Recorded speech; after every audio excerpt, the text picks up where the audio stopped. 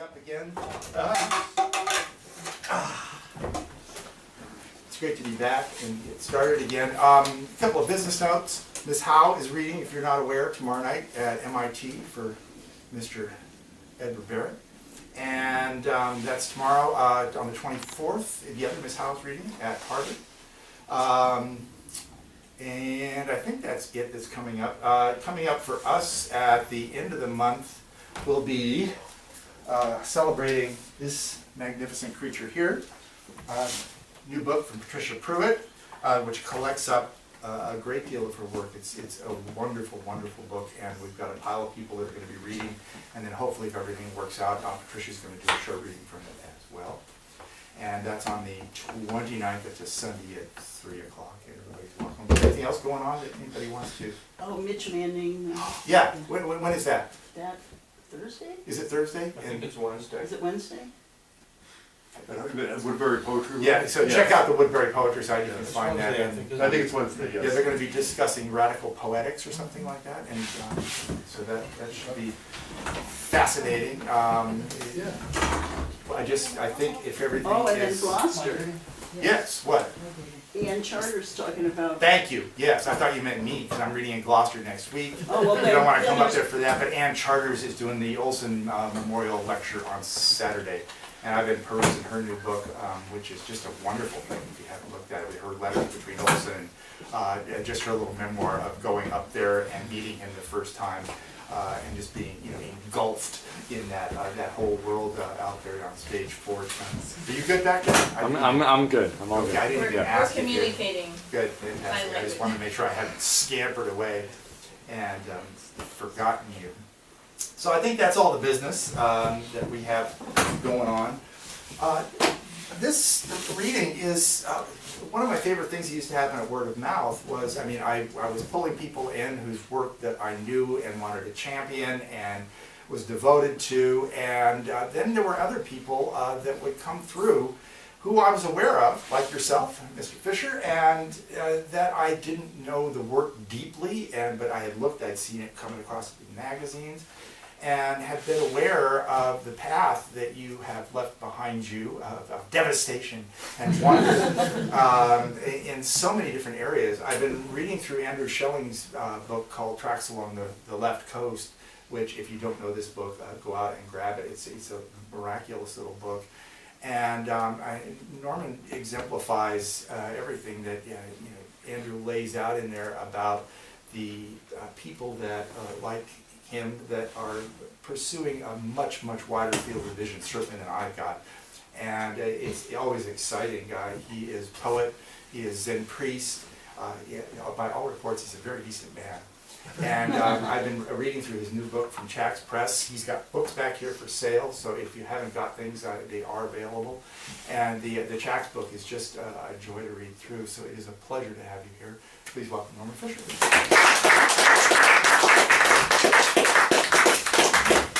I can sit down for the camera, it doesn't matter. What do you think? It doesn't matter. Doesn't matter. You do anything you want. Okay.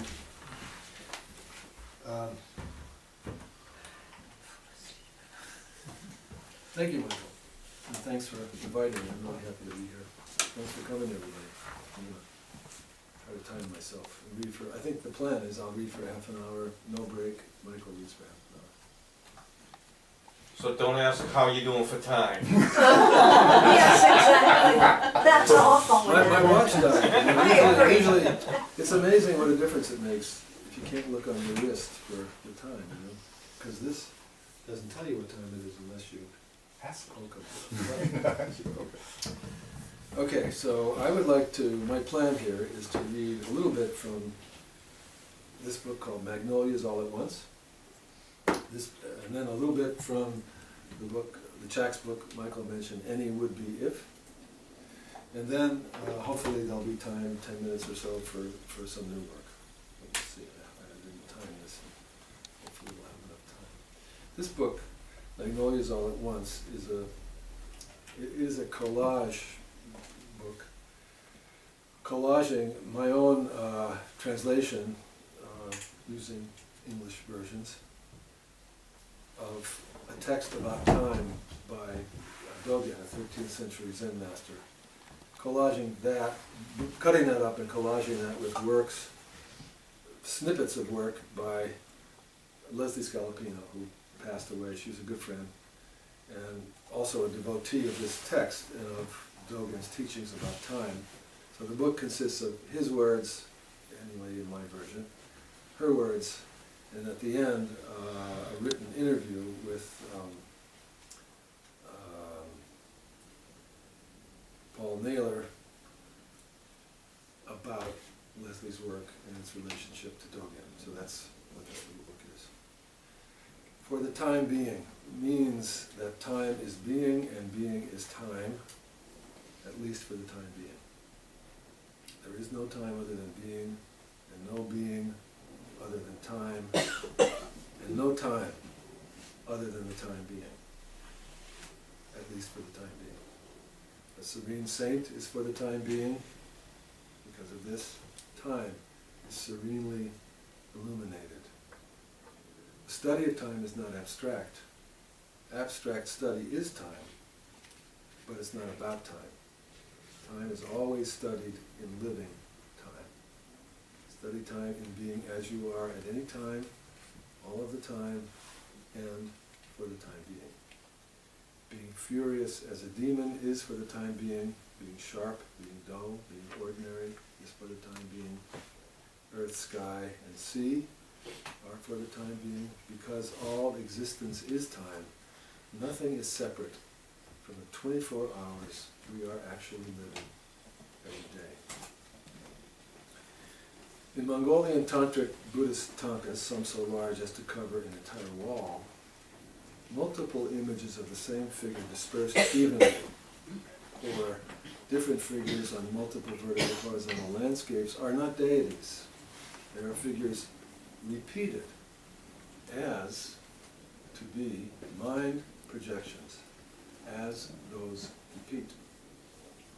The repeated figures neither resolve nor reorder them itself as repetition, but it changes them. There's no depth. It's thin, always separate. As repeated figure, there is no hierarchy. Boat, boat, boat, boat, boat, boat, intellect, boat, boat, boat, boat, boat, boat, intellect, boat, boat, boat, boat, intellect, boat, boat, boat, boat, boat, boat, intellect, boat, boat, boat, boat, boat, boat, boat, boat, boat, boat, intellect, boat, boat, boat, boat, boat, boat, boat, boat, boat, intellect, boat, boat, boat, boat, boat, boat, boat, intellect, boat, boat, boat, boat, boat, boat, intellect, boat, boat.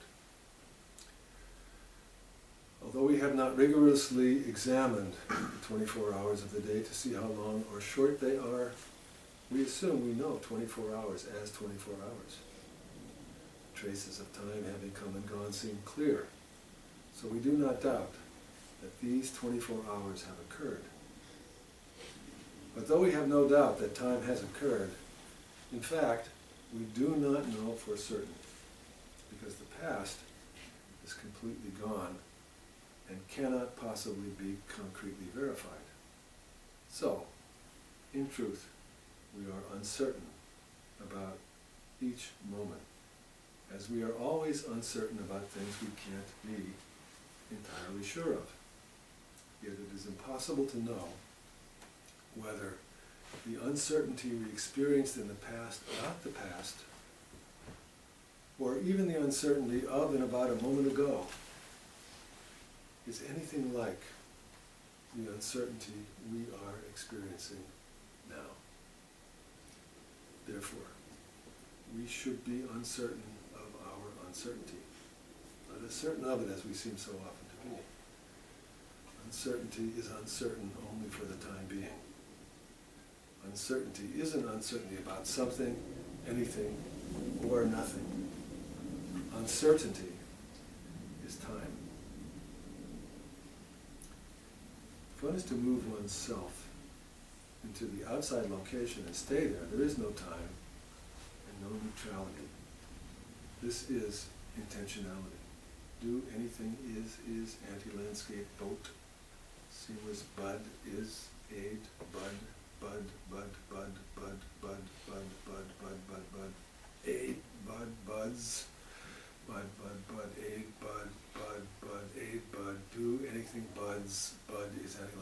bud, aid, bud, seamless boats, boat, buds, any landscape, buds, do anything, buds, bud is any landscape, bud.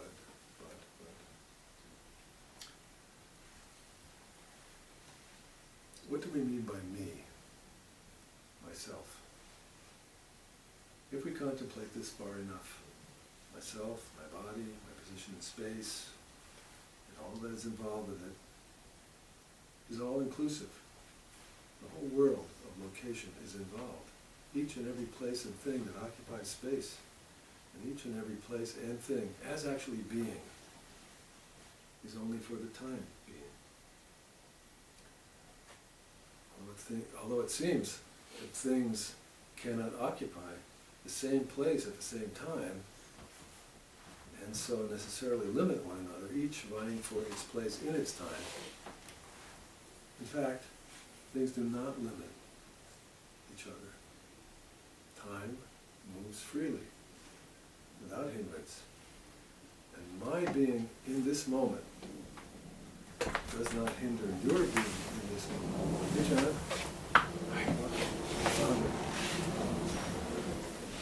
And my being in this moment does not hinder your being in this moment, but embraces it. This means that love arises for the time being, and the time being arises as love. In the same way, ongoing effort in spiritual practice and the joy and release of fully awakening to the reality of living arise as mutual functions, just as place and time function mutually for the time being.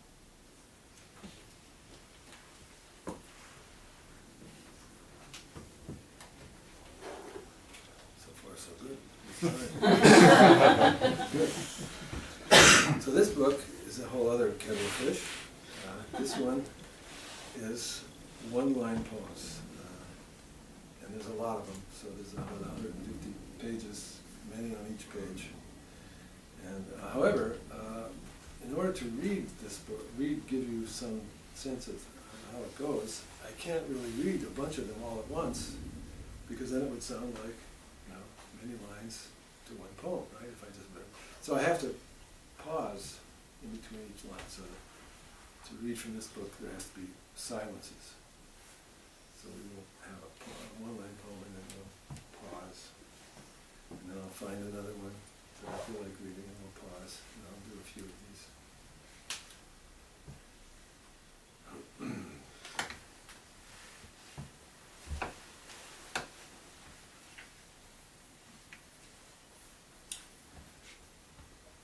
Disabled and detained, probably dispelled.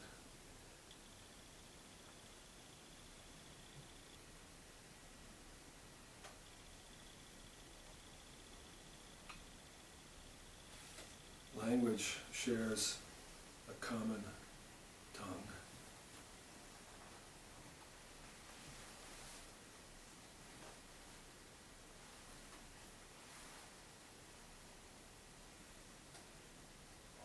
One fixed idea broken.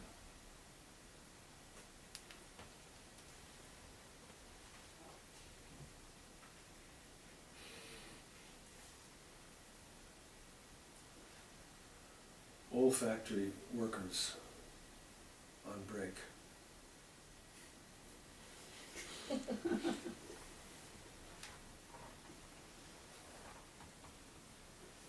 How many meals in a lifetime?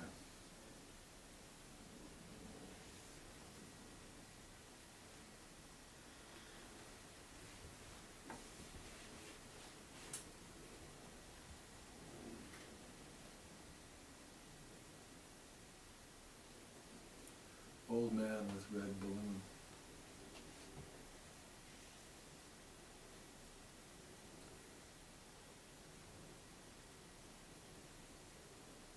Careful observation of nature under skylight.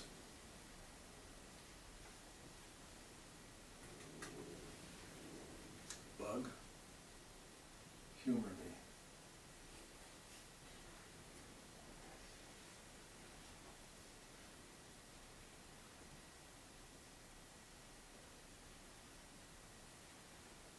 between you and you, this or that.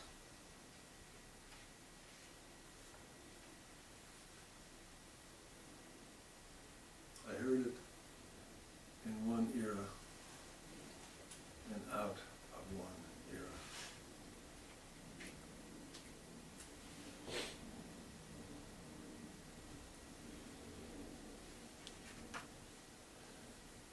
So long as people come, they go.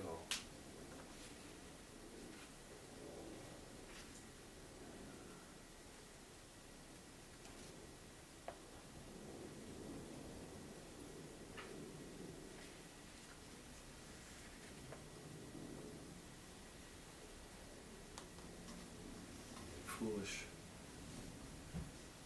like a clock.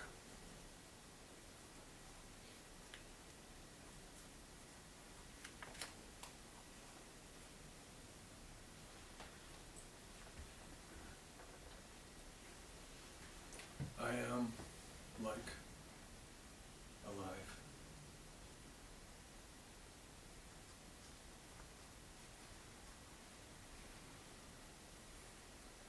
Behind the curtain, in the light.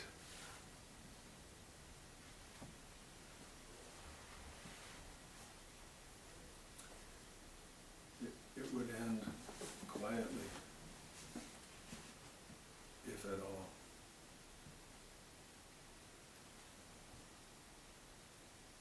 Your boat is on my chin.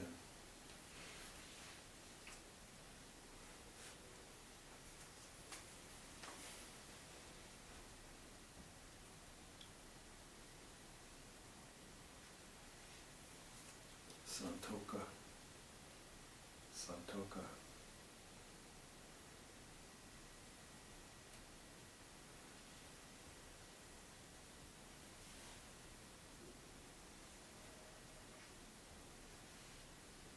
To be alive is to be implicated.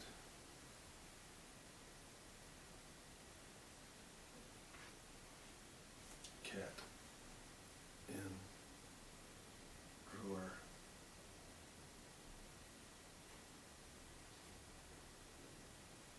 To be.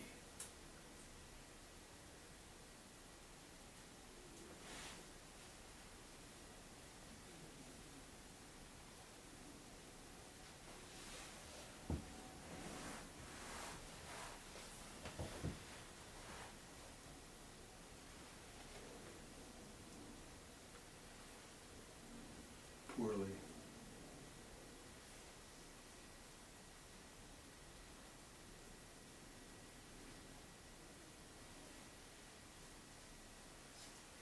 Empty, empty. A blade of grass.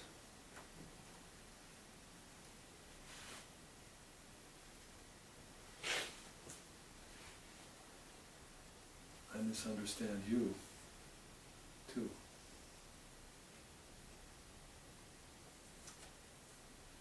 Can Bob, cans Bob, Bob. Or maybe cans Bob. Can Bob, cans Bob, Bob.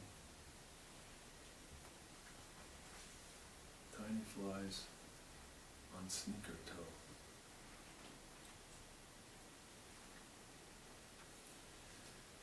Probably, vastly, exactly.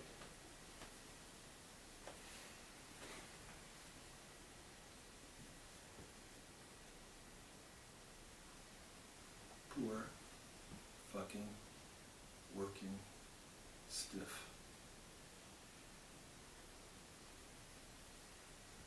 I look out and talk and jump the gap.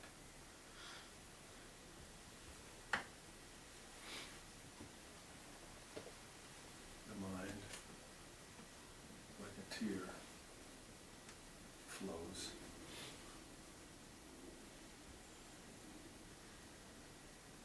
Sealant needed around shower.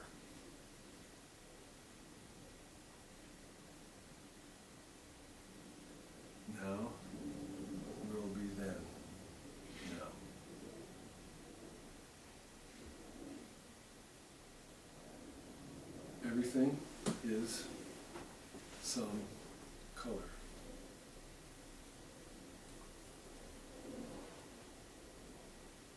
I love is and are is you.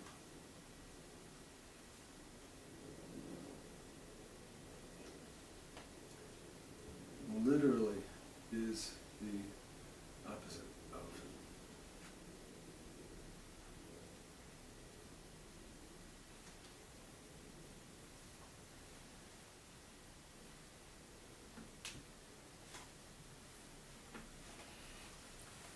This true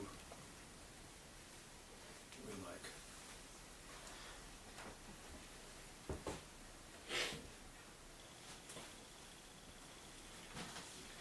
I'm doing good. Good. So now I have about 15 minutes for new work. Aren't these great? Do you have one of these? Of course. I love these. I have never used them. Maybe I used them many years ago. I'm so happy that I have this. It's so fantastic. Like 20 years later, I'm still pissed this young poet asked for a copy of my book, and I gave it to him in one of those. And I said, just make sure I get it back. And he never gave it back to me. Oh, He said, terrible. well, I'll get it to you. I said, you took my binder, I just bought that. Yeah, so cool, yeah. It costs a lot of money. Song. What is the night? There is no night, not yet. Lights are blazing, and the screen is lit. What of the night? I'm not worried. The city's alive with mirth and coins. What about the night? It's not a problem. It's nearly dawn of the self-forgetting song. Oh, the trees. Oh, the trees and their cartography. Bluster on the hillsides in imaginary parades. Suppose I march very slowly while others sleep in unremarkable phrases, little clauses, prepositional danglings, pronominal dust storms, teetering, grammatical shift of the world collapses, takes up space, arranged debris in conscious contusions in errant cosmos, here in the hill, here on the hill in my heart. Night. In some ways, one goes forward in life after having been behind. One strives to get ahead, to get along or longer, and thus advances sideways by wise degrees toward an eventual dark stain, whose triangulated nature is marked by its rugged appearance as if there were continuity in an invisible image. Not a matter of crawling or trolling, nor do steps or tropes or grips or gripes describe the dwindling moment. I speak of night, on a revolving earth, impossible to describe, which we have conceived during the day, that cannot be traversed, with steps taken to or from the refrigerator generally found in the kitchen. But why? All things constantly reformatted that could be otherwise and elsewhere. Flesh, which is passed out twitching at the sad beginning of this epistolary tale.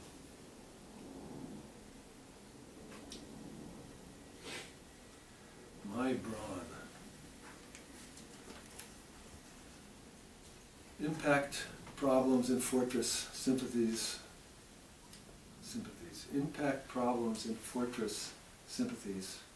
So ornery detractors ply radiant harmonies. Little do we know what's behind door number 2. Far less fibrillation and dormition. Is that a word? But words are arbitrarily determined. Can you say that in a poem? But our ancestors handed each other blocks of lard They fomented words and wars, far less than that. Here now, or here now, the one true word upon which other unreliable words stand or fall. Problems with sympathy and radiant harmony. In God we trust. Fundamentals rattle cohesive contusions. The bear in a lair with lots of hair. So far, the police arrive. The narrative conflates the various turbaned rooms, kitty or catty corner, to blaring ministries let loose upon the strand. I see light and shadow on the sea. In the distance, I hear it or her, blistering and borderless. She hears its ebb and flow, these little everyday paradoxes the saints call home, where no one sees or cares anymore, for they cannot see nor hear anymore such minute particulars. Quoting scripture all over the place, must attend to knitting. Bituminous redactors heave cleavage over hedges to reveal this brawn whacking the socks off the wall. The short, happy life of that hill over there, that bunch of cloud, and some sky to contain it. It's a great world when you're still alive. Less so when conditions fizzle. Oh woe, oh woe, people are born and die. We also should be dead pretty soon. Therefore, let us be dead already. Some gets hung, some gets shot. Woe, oh woe, etc. Looks like a duck. Cathedral towers pierce the sky, and we shall live forever. Spinning. The car lurches forward fitfully, but there are more important things to mention in a poem like this. It's morning, but without morning details. And we're invited to lunch by a vole who omitted to mention it was not such a beautiful evening underground. Though when words exercise, it hardly matters to the waiter bringing in wine of some kind. In other words, with you on my lap, I felt dramatic, not so monastic as usual. For you were young, and I was old. Or perhaps it was the other way around. Time so confusingly omnidirectional, like sailboats on the bay, any way the wind blows. Try, if possible, to thread it through the wind in just this way. If you do, you will see exactly what I mean. And you'll be stuck spinning in the poem, too. Perfect accord. Another me's the one I was. The me I am is neither that one nor another's one. My I is yours, my me that was I is, as of now, uncovering its self's unknown. Yes, this is me, or yours, and that, or his or hers as well, a mess. And if so, then this, then will flow on as me, or mine, or yours. At any rate, the hand above who writ those words, or thinks to write them as given, grasps anyway the point that's clear or no. In other words, that such be simply fraught, and keep on plying simply me, to speak and fret and disagree. of course, he'll always disagree.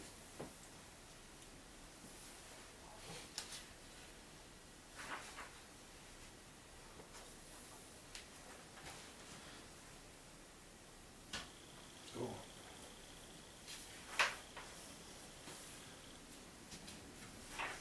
Well, I'll finish with this poem.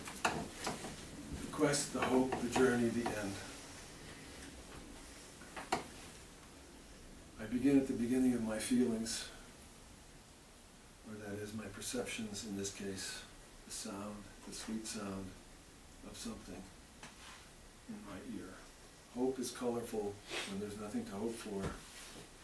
Where there's a will, there's a way. Where there's a way, there's hope. Now I'm out the door, trailing after my imagination. That's like soap to my ears. So much to disconnect.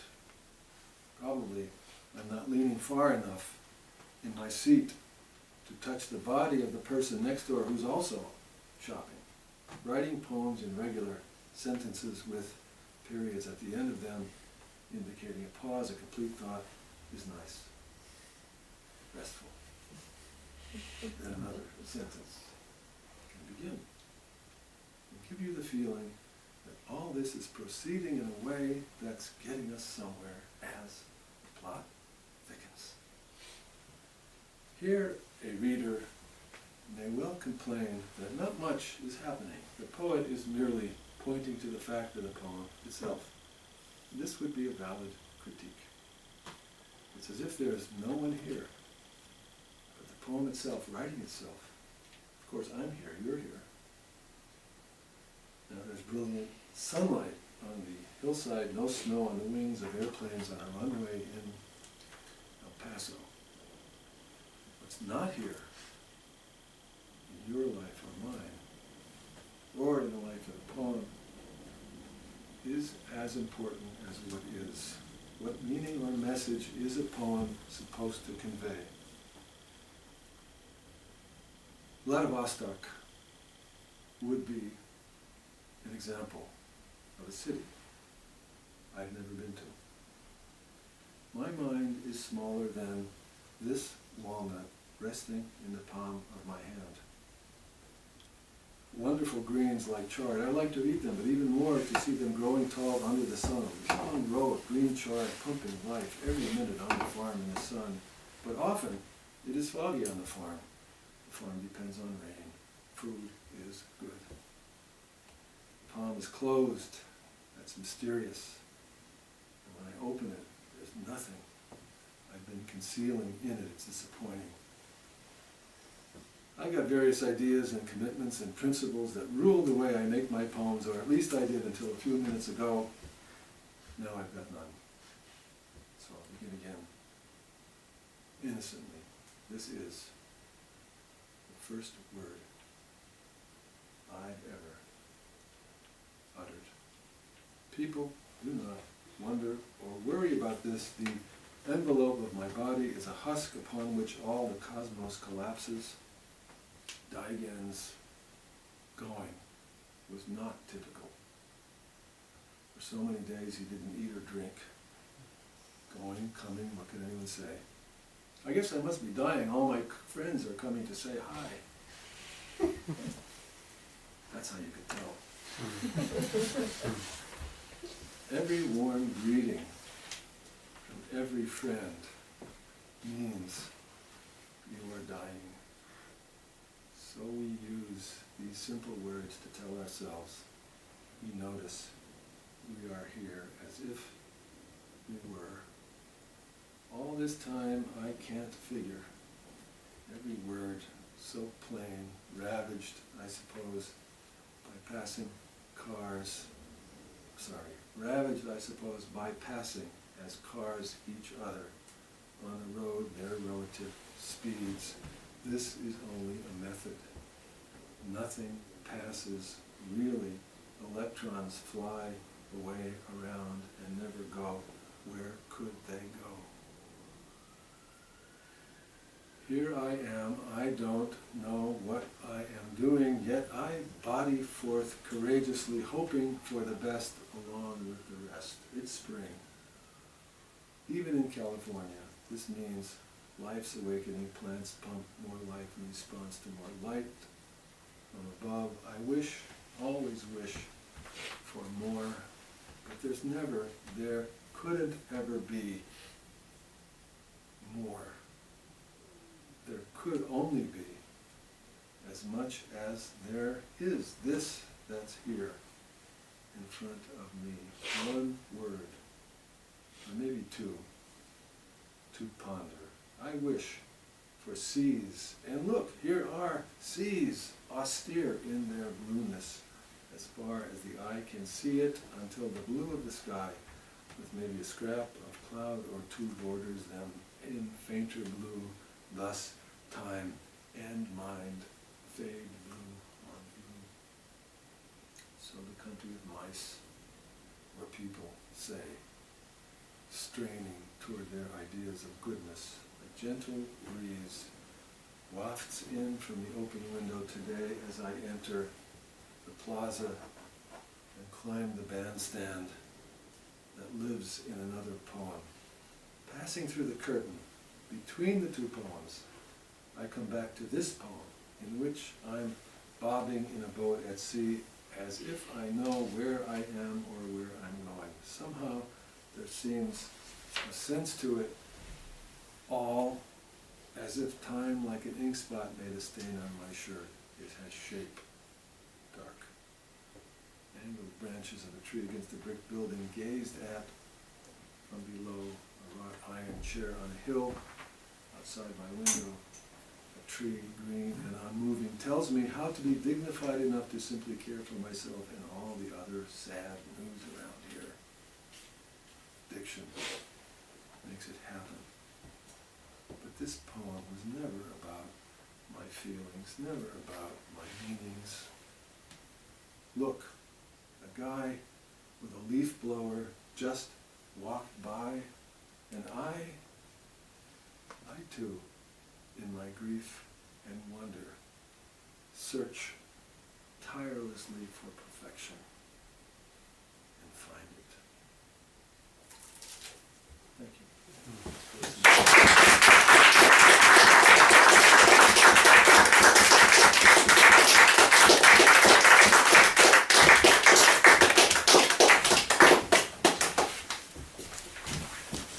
Well, as I'm shuffling myself around here, I wanted to take a moment to thank and point out and introduce Liane Noddin, who is the artist who did all these magnificent ink drawings that are surrounded here. Thank you, ma'am.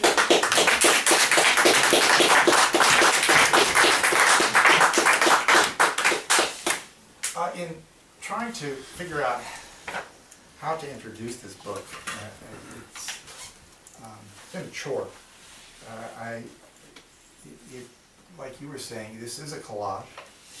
It's a collage. I've come to decide it's a collage of narratives that all flow back and forth. When I was 20, I wanted everything to be non-linear because I was reading Olson.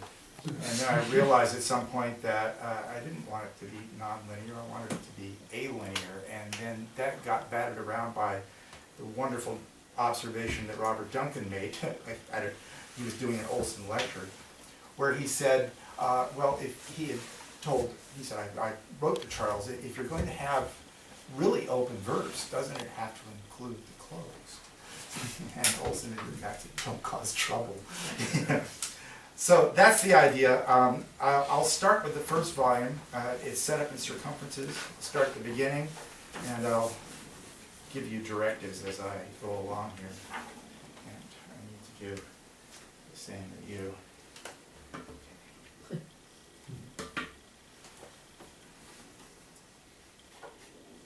So this is the opening.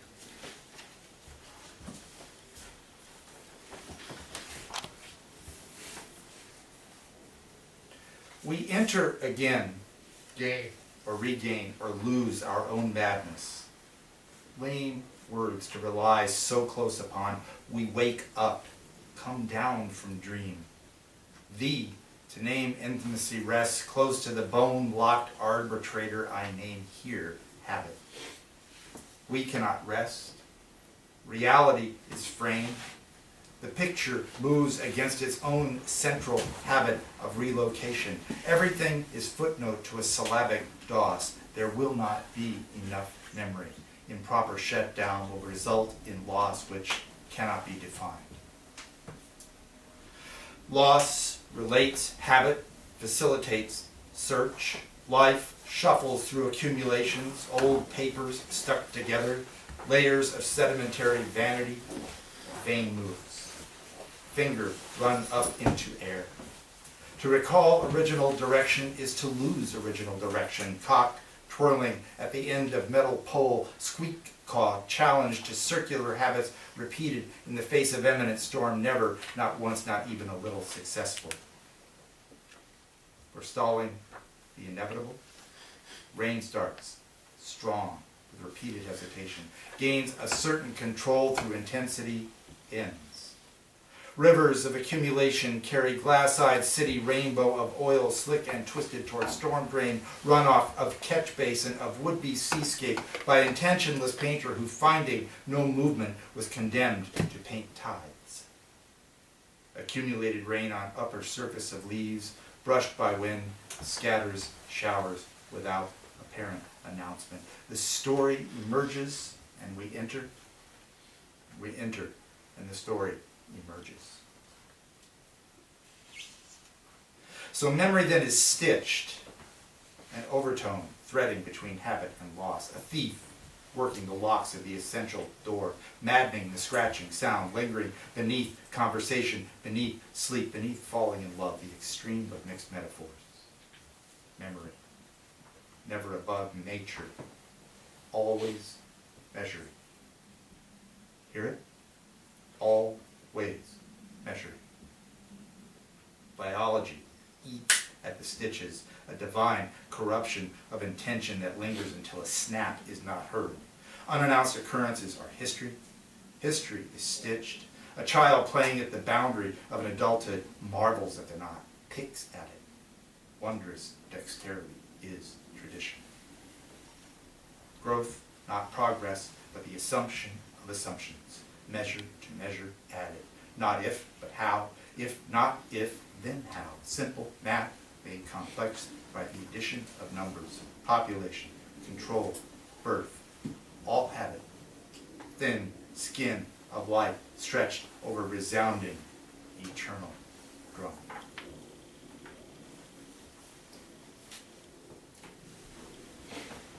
And address then. Why not? Everything lost. Everything in assumed lexical transfiguration.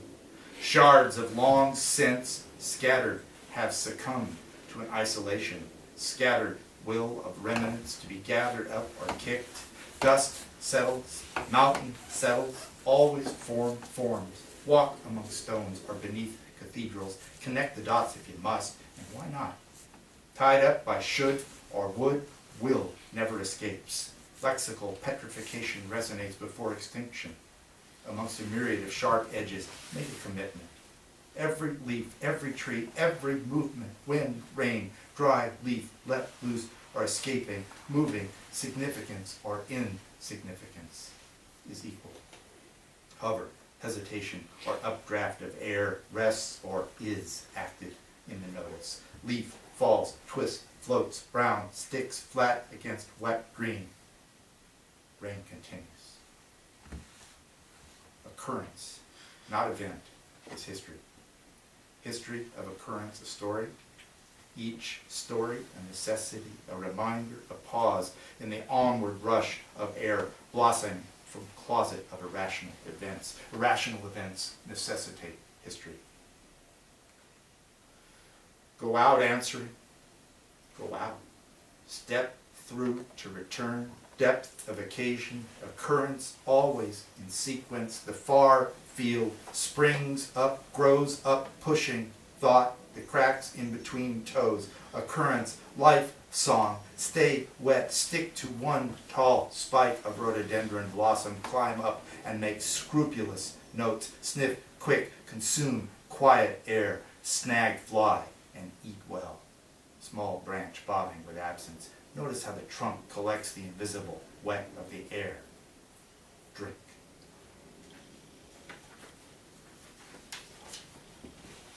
So that's the opening, and I would like now,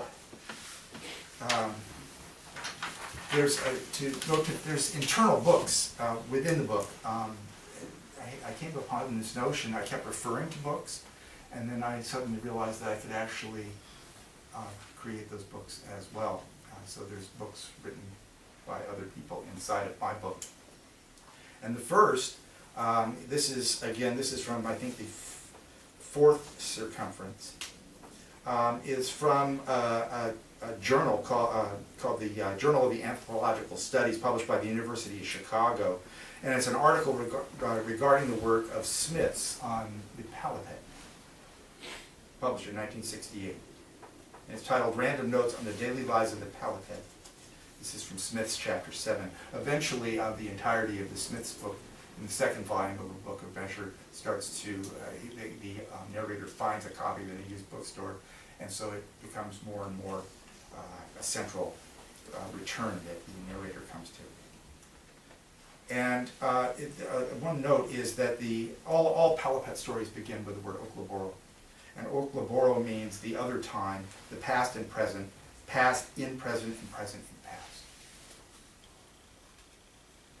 So this is paliped, 300 to 600 years old. The record is oral. The title is Killikut, Kilobro, Oklaboro. The teller is Killikut, paliped, also called Ashkenboka, or who possesses the story of ourselves.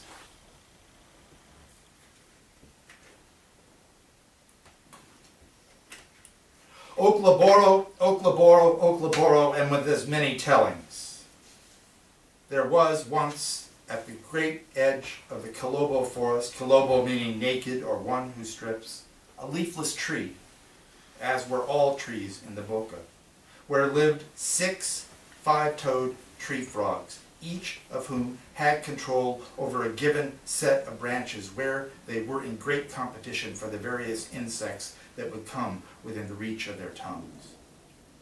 One morning, the third of the 6 ate particularly well, and whilst lying in the sun on his leafless branch, drifted off into sleep, where he began to dream.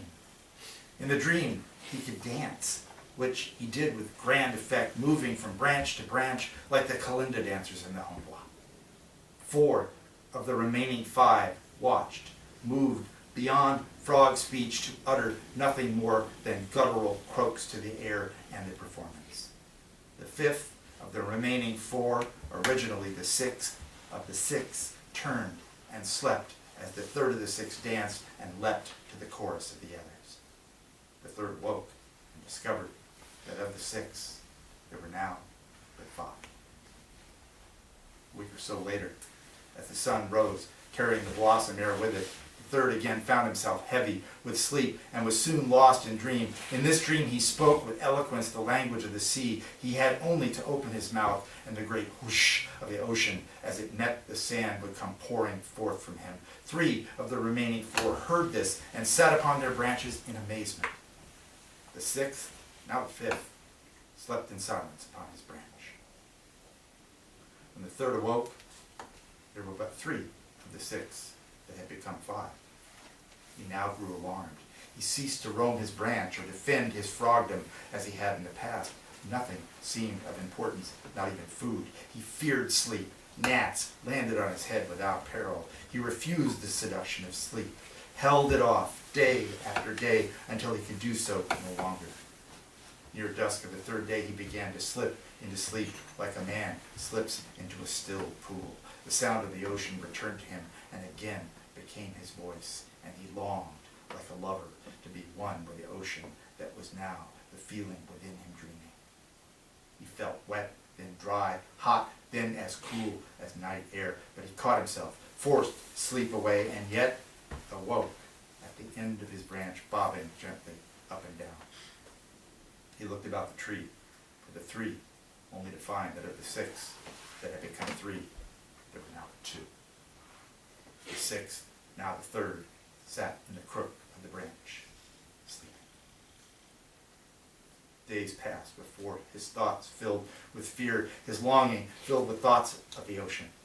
At length he slept against his will, in obedience to to his longing. He sat asleep on the branch in dream until he began to feel loose, and the sound of the ocean filled him more and more until he slowly, like a trickle of water across the expanse of the great leaf, began to turn to sand and pour down onto the bare stone of the forest floor, filling it as he did.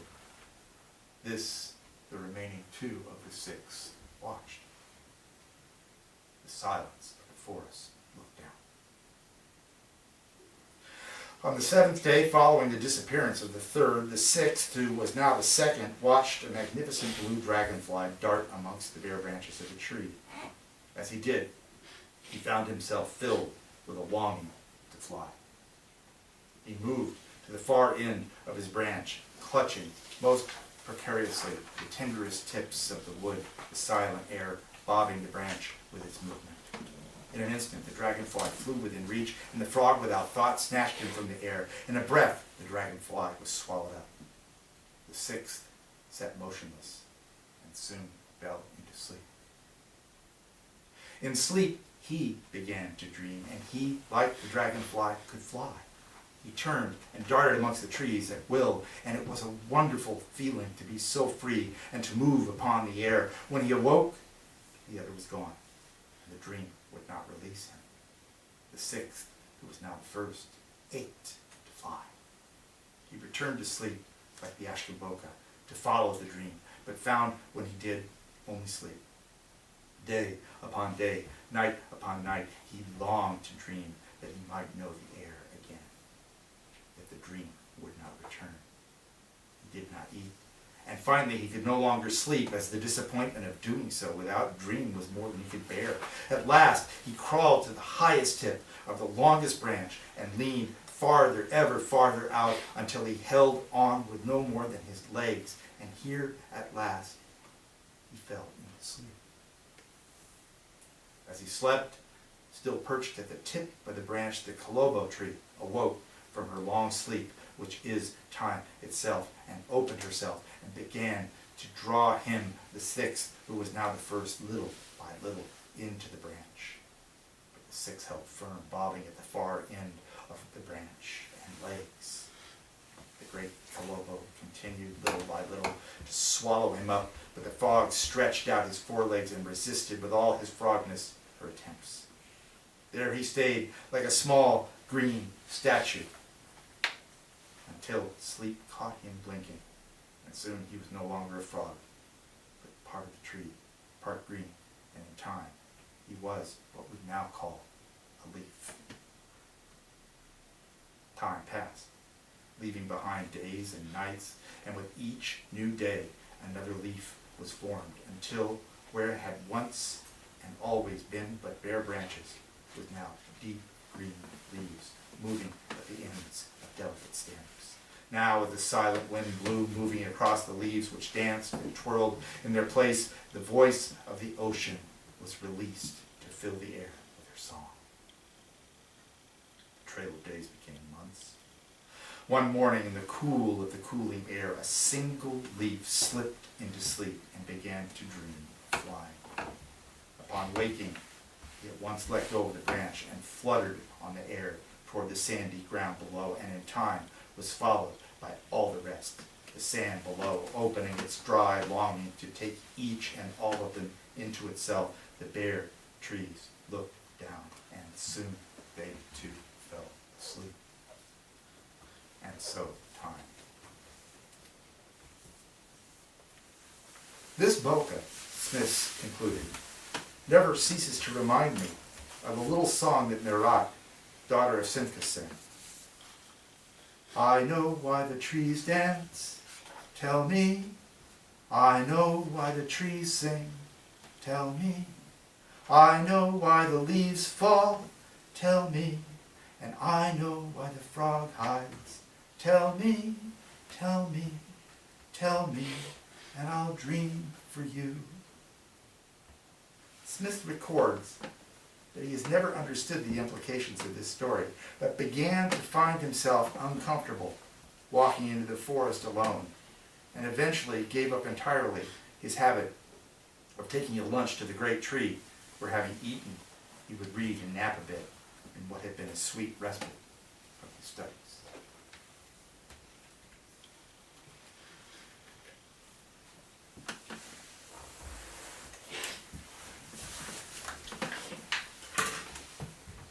So this next section is a set of poems written by Jalal al-Din Jalibinais. Since you were talking about time, in the stories, this is a section which is actually an appendix to the second volume that Press Wafer is about to issue.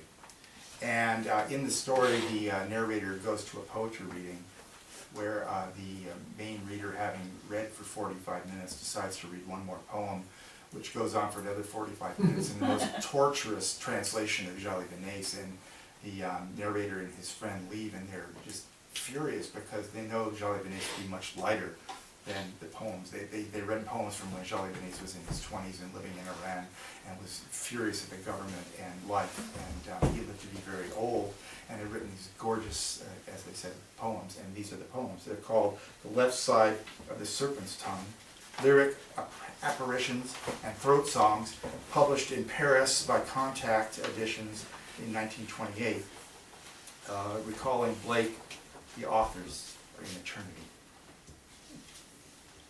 Still trembling in the flowering garden, where winter's empty fingerprints remain in the mute scattering of birds, I search for seed and collect only a stone, small, round, and black-grayed by time, into my pocket, which, let me try that again, small, round stone, black-grayed by time, which, into my pocket, as easily as a thought to mine disappears, to be carried away and found whenever I reach for something else again. But delicate defeated birds, in a dust of mostly green yard, draws time beneath me to a numerous direction that otherwise in a ripe garden would be lost. Or a cloud passing my own feet for a time to define passage and so release what it easily claims. The leaves take no notice of this, but follow a different movement, leaping in an end we define to claim a shadow of their own for color. Which makes them fall, as some would say, at 3, a proclamation, sure and good enough for emphasis, that color and shadow have equal weight, and a design I am still ill at ease with. He saw clear without the encumbrance of a pocket full of small stones. But my dust is the clearest hieroglyph of this garden, and my birds are their master, the wind, its author, who claims in the design a transient participation in a true nature whose song, whistled in the cracks of these old windows, moves this hand that leaves only an inky stain behind.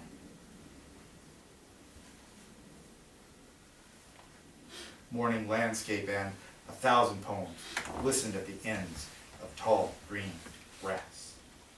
I prefer this life, now thinning toward evening, and the singular noise of this late bird whose whistle has apparently now called a half moon into the still afternoon light. 1,000 poems, 1,000 cliches. A lilac vining across the wood of a fence, while a zinnia pokes through the square dirt where a stone has come loose from the drive.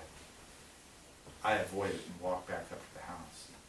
Dust darkens the tips of my shoes. The wind has now turned toward other concerns, rain at daybreak or a little fog come up from the sea in its place.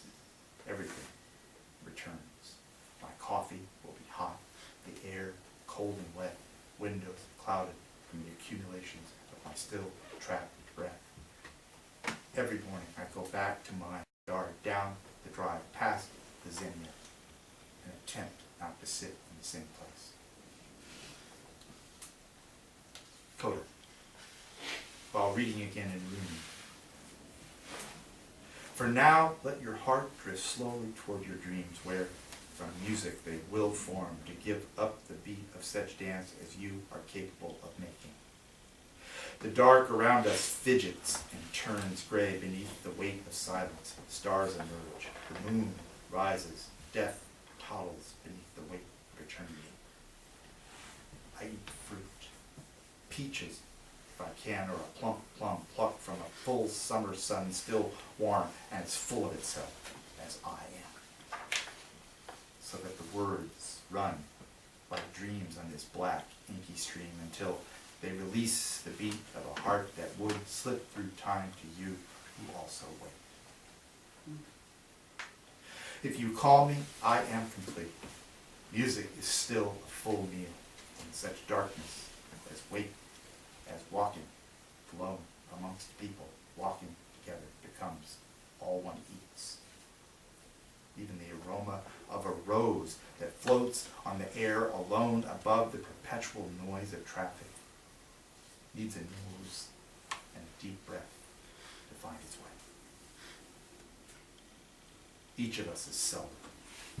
My destiny, your throat, where, as a vowel, I will tremble until you swallow.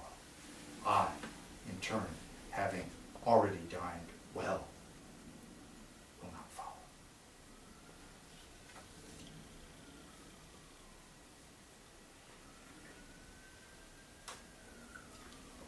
One of the central narratives in the book, that comes up very early, involves a man and his companion who keep bees on a glass plate in a china cabinet in the dining room of their house.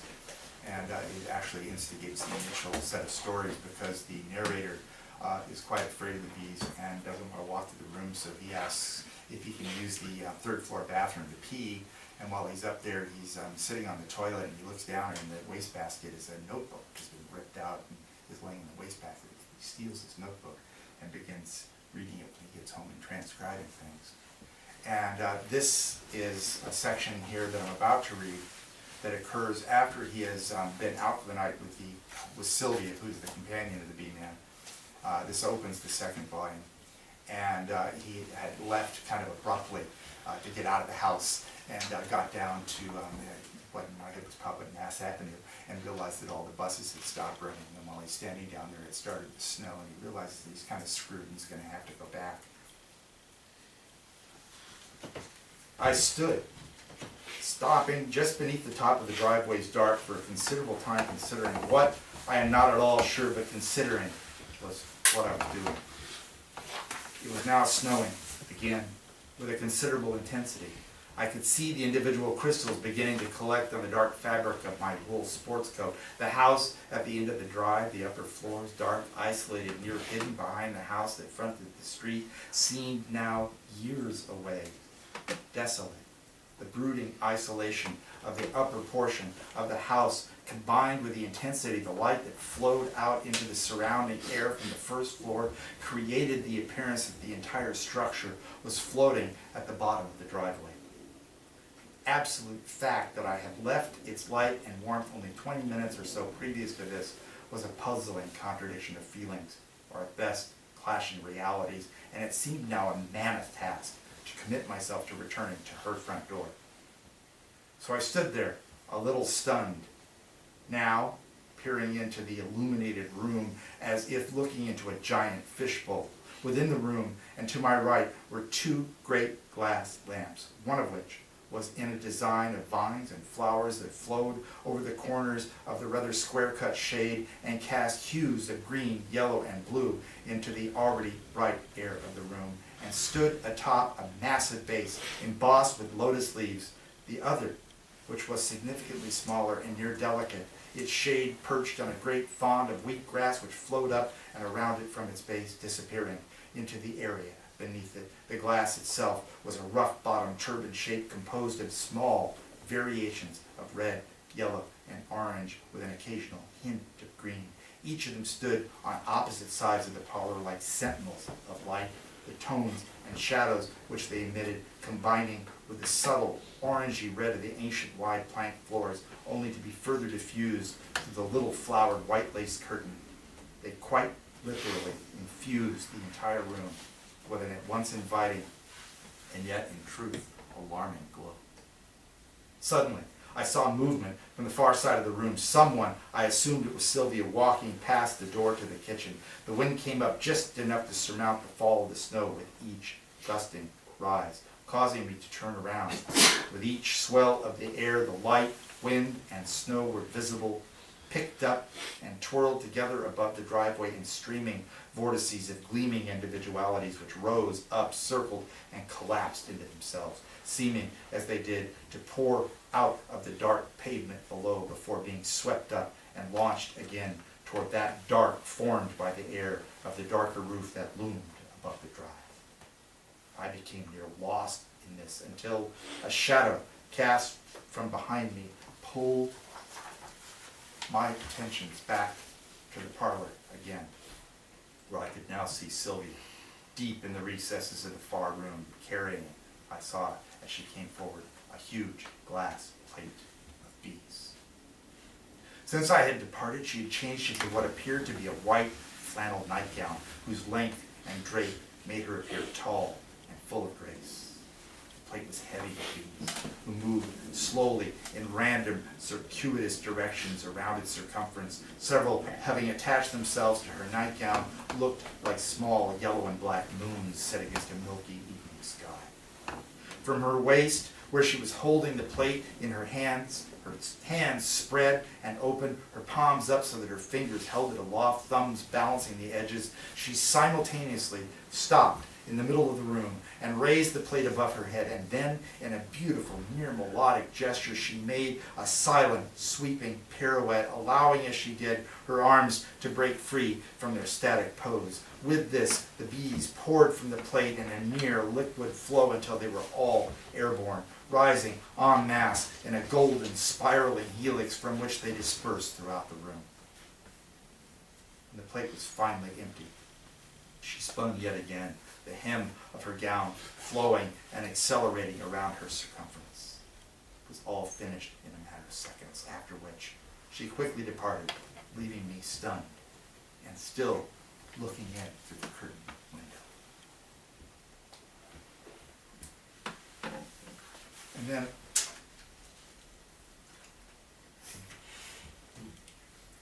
I'll go back to, this is from the fourth circumference, and I'll close with this little section here.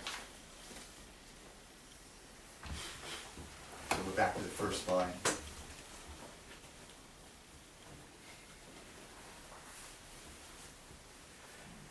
There, by stars and stations, the story finds.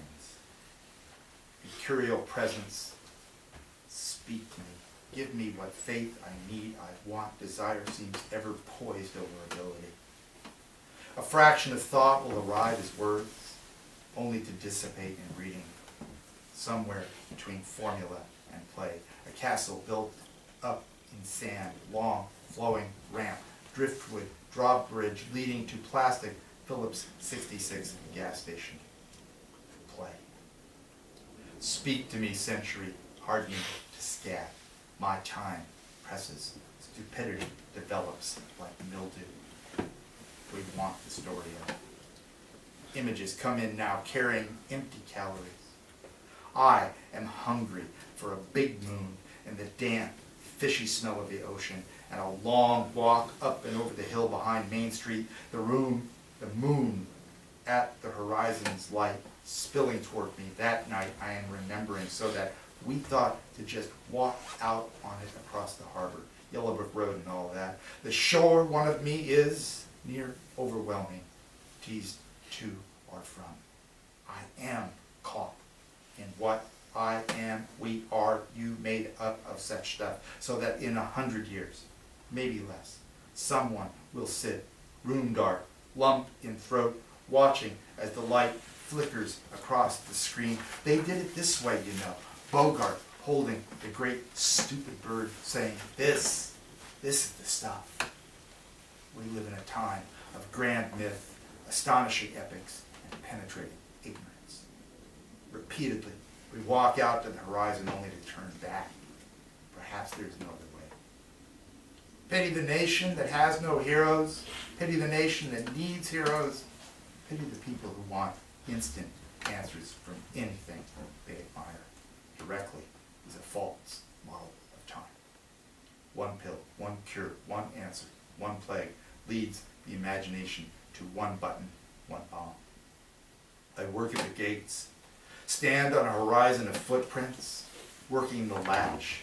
Perhaps it will open, perhaps it will not. I work at the latch. This is my work. And if indeed it did open, the Pandora could have done the same, could have climbed back into the box and closed the lid. What we open, we must live with. I work at the latch, here the catch that binds my thoughts to what it imagines it sees. Fingers clumsy, eyes that get the vowels wrong so that these would be written T-H-E-A-S-E, the ease of a mistake that takes me where I don't know to go. Uneasy, an arrival or a stumble, old coin flipped by stars and stations. I look up every night as I walk home, as I did in California, as I did in Arizona, as I did in Florida, as I did in California, as I did in Virginia, as I did in Texas, as I did in Rhode Island. Before that, I do not remember this, but perhaps I did. By stars then, and by stations. A good moon, or a dark night, a map of vines, a life. Love, outstretched, so distant across the ocean of us, is a rival. Time lands lightly, sparrow on thin branching, slight bob that could be wind, invisible feet. Each day arrives as light leaves, darkness rustling with morning, lost with future. Slowly the bite quiets. A name turns to a pause, becomes infrequent. A story becomes an image an abstraction, and so we are whisked away, far away, and left turning. We are leaves rising up on summer gusts of inland wind, dark bark of embracing branch obscured within us, falling to reveal there, outstretched, the distance, calls us away, love does, to an island of forgetting, broken syntax of life's sentence, vowels of wind howl around wind. Each beach pushes hard against its shore, cleaves, balanced on fine grains. We are in consistency, bounded by words. The shore, Bedouin language, all whispering. I pull for prime. Awake, we leave behind us people gathering over where we are. In his wake, his wake. Wake up. You wake. Thank you.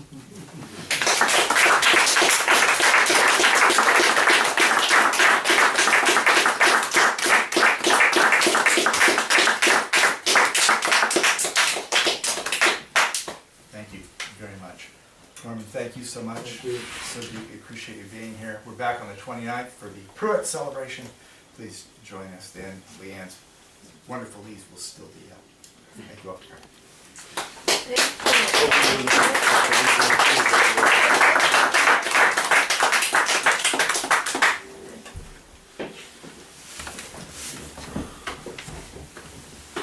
Please have some more wine, some more bread, cheese.